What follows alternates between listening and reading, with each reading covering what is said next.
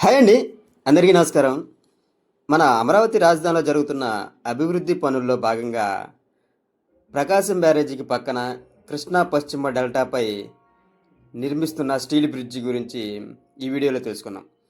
ఈ steel bridge గురించి ఇంతకుముందే మన ఛానల్లో వీడియో అప్లోడ్ చేయడం జరిగింది. ప్రజెంట్ స్టేటస్ ఏంటిది అనేసి అయితే ఈ వీడియోలో మరొకసారి చూద్దాం. ఇది కేఎల్ రావు కాలనీ సమీపంలో ఈ బ్రిడ్జిని అయితే నిర్మిస్తున్నారు. ఈ బ్రిడ్జి అనేది పూర్తయితే అమరావతి రాజధానిలోకి వెళ్తానికి రాకపోకలు అనేవి సులభతరం అవుతుంది. ఈ steel bridge seed axis road అయిన E3 రోడ్డుకి అయితే కనెక్ట్ చేయడం జరుగుతుంది. ఈ ప్రాజెక్టుని NCC company, Nagarjuna constructions company అయితే నిర్మిస్తుంది.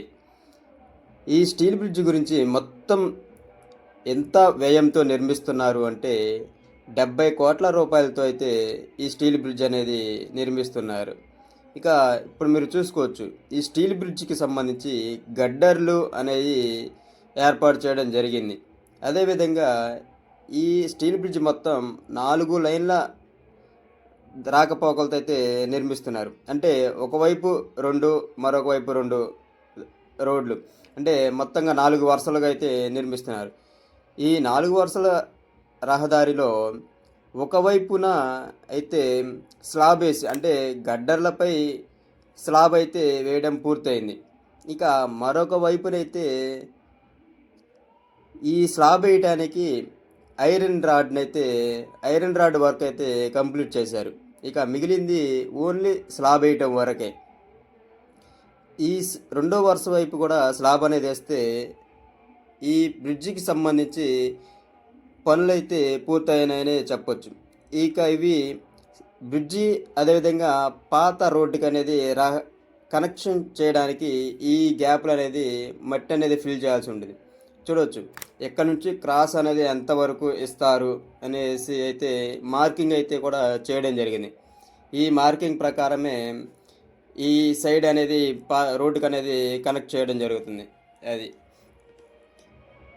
ప్రస్తుతానికి స్టీల్ బ్రిడ్జ్ గురించి స్టేటస్ అనేది ఈ విధంగా అయితే ఉంది.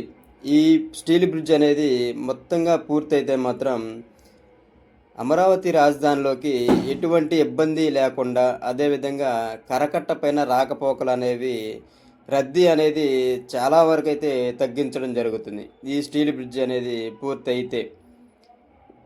ఈ స్టీల్ బ్రిడ్జ్ గురించి పనులు అనేది మ్యాక్సిమం అయిపోయినాయి కాబట్టి ఇంకా అక్కడ ఉన్న ప్లేస్ని కూడా క్లీన్ చేయడం అయితే జరుగుతుంది.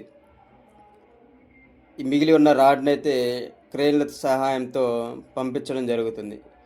ఇక దీనికి సంబంధించి గడ్డర్లకి ఇక్కడ వర్క్ చేసుకోవడానికి పక్కనే ఉన్న స్థలాన్ని అయితే ఉపయోగించుకోవటం జరిగింది.